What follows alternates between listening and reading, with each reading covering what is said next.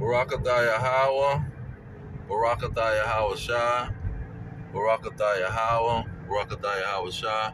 All praise, glory, and honor goes to Yahawah, Bahashem, Yahweh Shah, Bahashem, Rekah Kadash. Yahawah being the name of the Heavenly Father, Yahweh Shah being the name of His only begotten Son, who they ignorantly call Jesus Christ.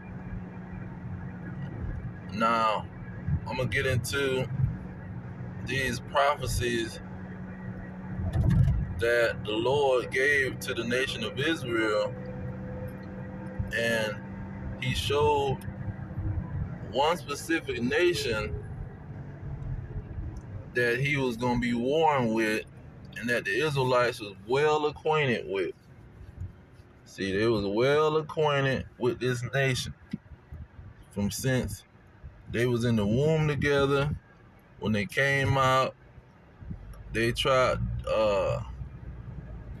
out of Egypt as a multitude. They had to fight these people. And the Lord got Moses to make an altar and said, you're going to be fighting with these people forever. This is going to be an everlasting fight with these people. And then he gave them, another thing, the people live right below the land of Israel. You see, the Red Sea possibly is named after these people. And that's a symbolic situation where you got to go through the sea of these red peoples to get to where the promised land, get to this promised land I got for you. You got to look on Yahawah when you get to go to Numbers 21, what Yahawah brought up in John 3:16 or John 3:14, which these Christians don't know nothing about. He say, put this serpent upon a pole, and this represents Yahawah. But what was going on in that situation? They was going compassing the land of these red peoples.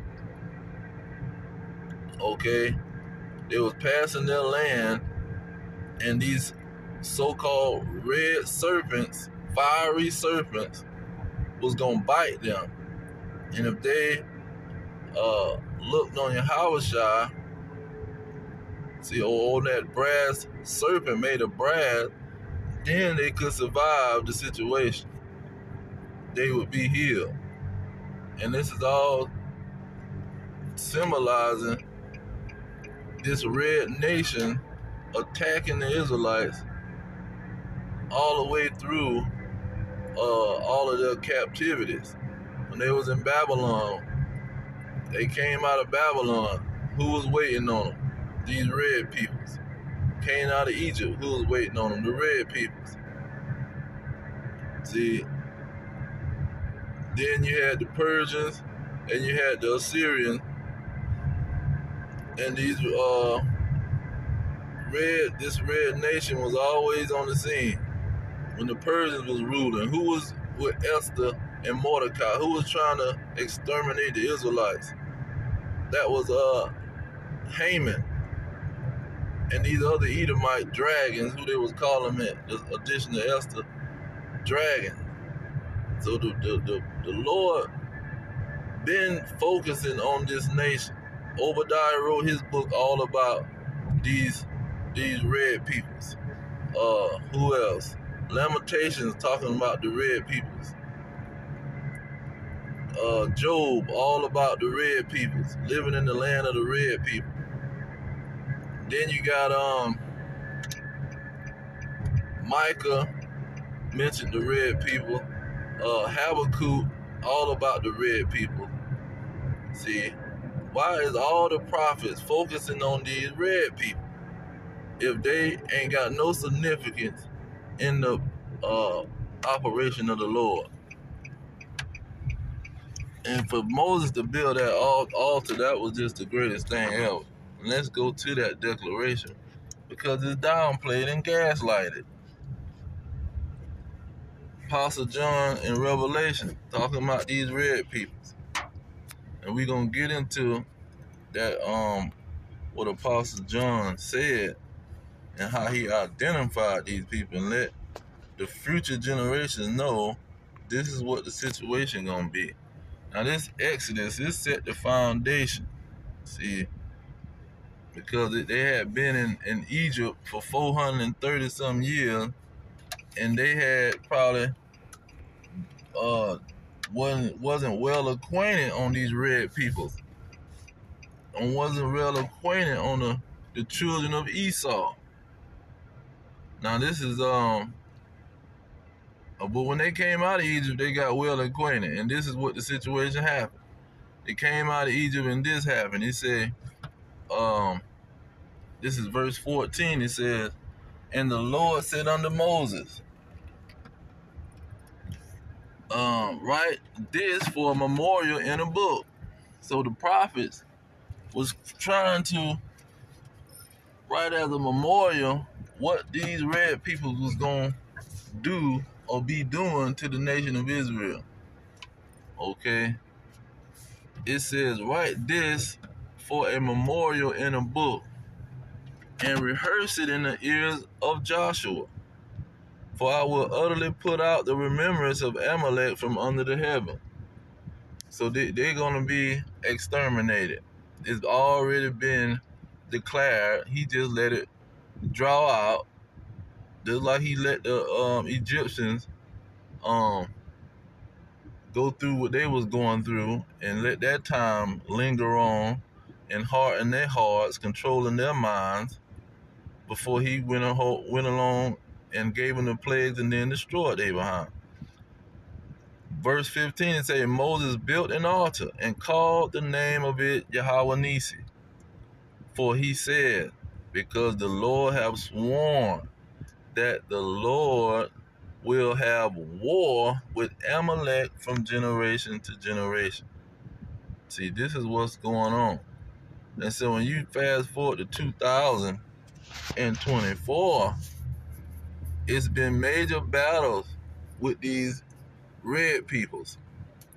You go to Revelation 17, it talks about these red peoples in 12 and 13, how they would be the ones deceiving the whole world.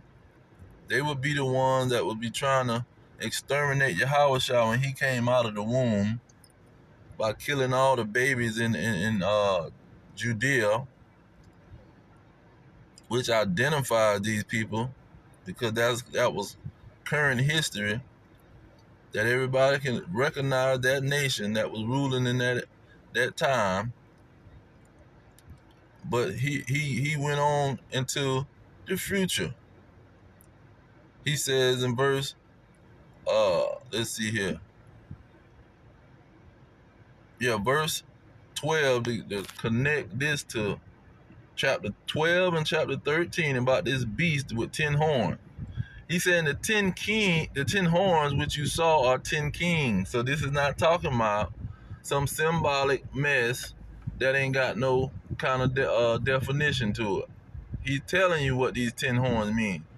It means 10 kings. 10 kings have kingdoms and they are ruling, which have received no kingdom as yet, but receive power as kings 1 hour with the beast. So they all gonna be one. They all gonna be one kingdom, but they not looked at as a kingdom. But he's talking about them, and at this time they wasn't all pretty much united, but it's saying it's gonna be a period of time that all of these kings is gonna unite. That's what verse 13 is talking about. It says, these have one mind and shall give their power and strength unto the beast. See, these kings is gonna have one mind. They gonna unite with each other, and they from the same nation. When you go into Revelation 12, verse 3, it tells you what these 10 kings is. It says, and there appeared another wonder in heaven, behold, a great red dragon. That's who these 10 kings is. There's some red peoples, red deceiving, deceptive snakes, backstabbing snakes, serpents. See, like King David said, they're like a deaf adder. You can't tell them nothing. Their pride is through the roof.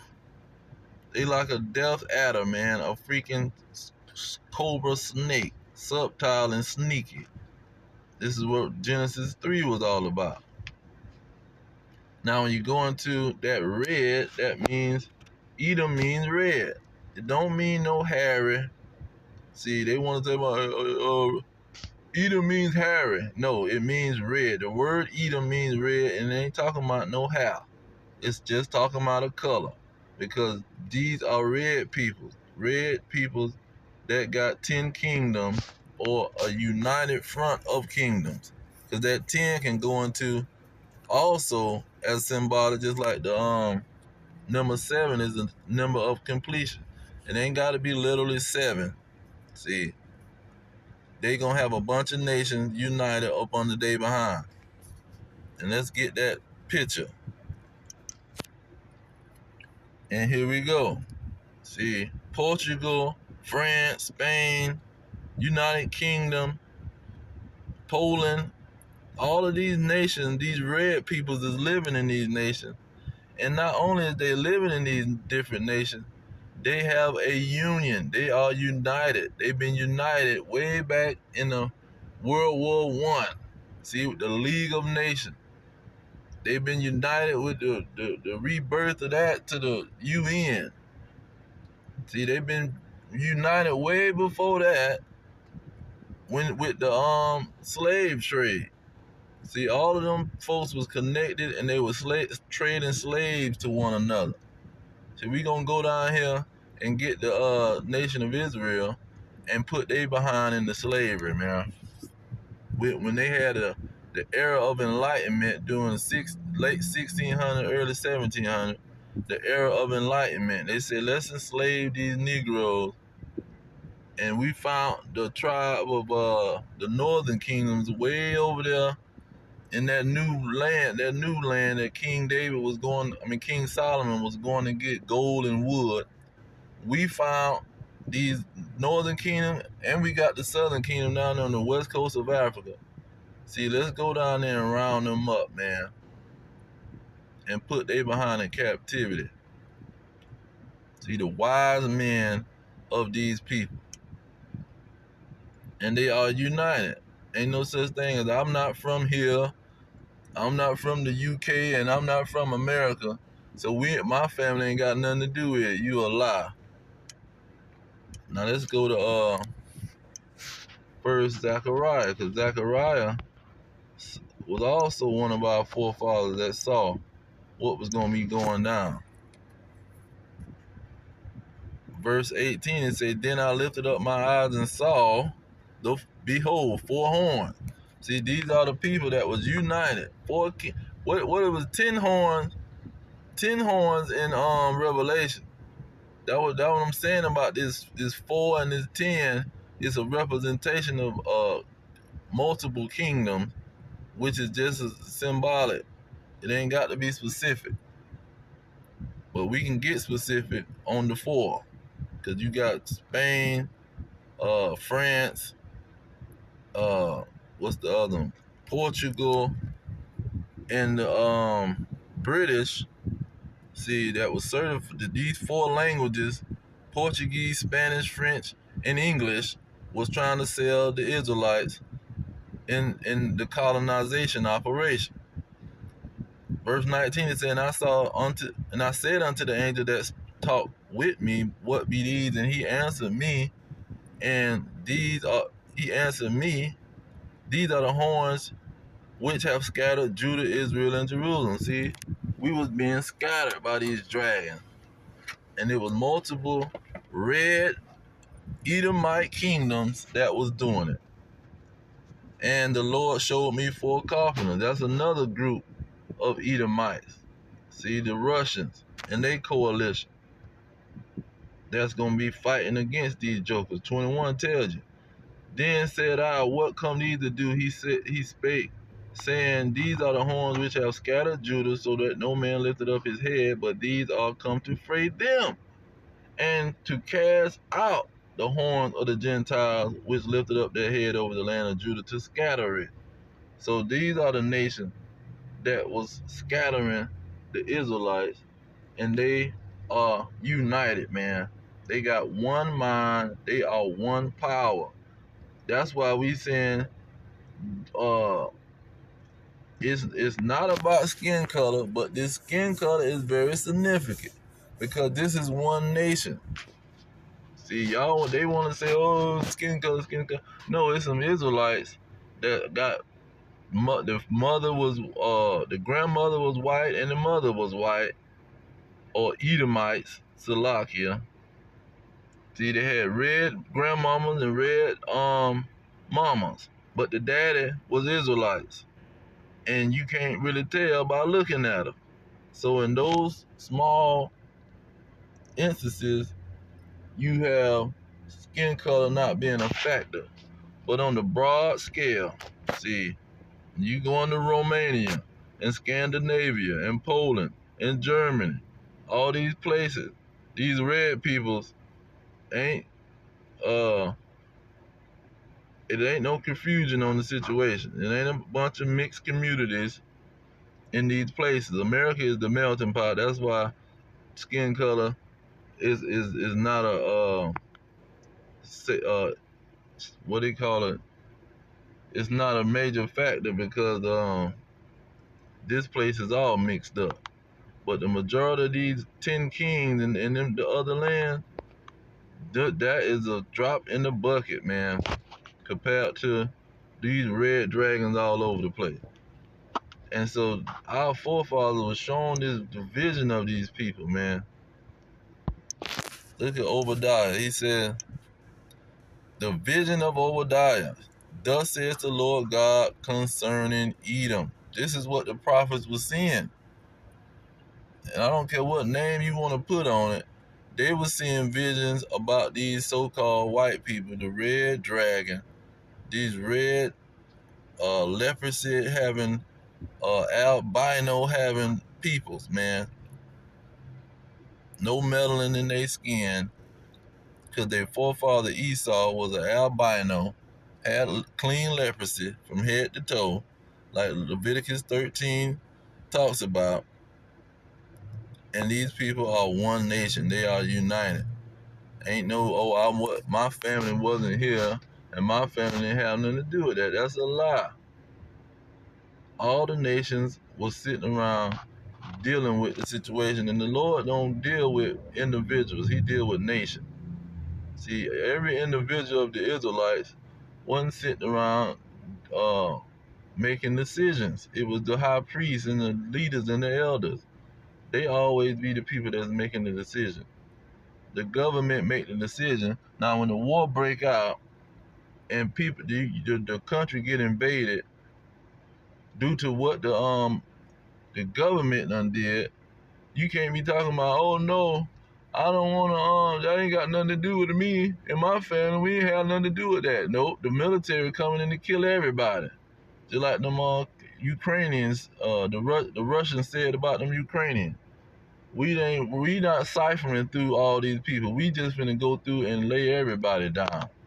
See, and this is what these people don't act like they don't want to understand. You understand war. War ain't about every single individual. War is over a nation. That whole nation gonna go to war. They coming through and they slaughtering everybody and taking captive whoever they want to take captive.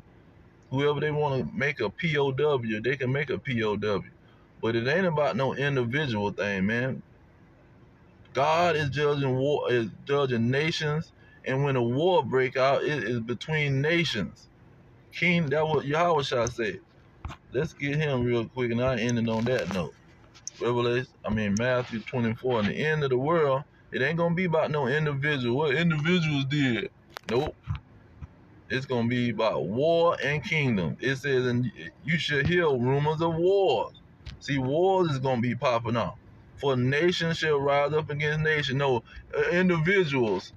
We ain't have nothing to do with it. Kingdom against kingdom. No, we didn't have nothing to do with that. We was working at Winn-Dixie, and we didn't have nothing to do with none of what the government had. We didn't did none of y'all. See, we had a small plantation. We didn't even have no slaves. We had indentured servants from Ireland. We had our own peoples working for us. See, ain't gonna be no way out, man. The Lord judges nations, and when war pop off, nations is gonna be killing nations. They're not gonna be looking for individuals who had part in the government. And this is what a simple-minded Christian don't understand. And especially the Gentile heathens, they not gonna understand nothing, man. But I'm gonna leave it there. I just want to bring out how our forefathers seen what was gonna happen in the end. And it was all about these Edomites, these red dragons, see, battling against the Israelites like they've been doing forever, and like Moses made an altar to it. YAHAWAH-NISSI. But I'm going to leave it there. All praise to Yahawah, Bahashem, Yahweh Shah, Bahashem, and Kakadash. Still on to the elders pushing the truth. Peace to the elect worldwide. Our kingdom is at hand. Shalom.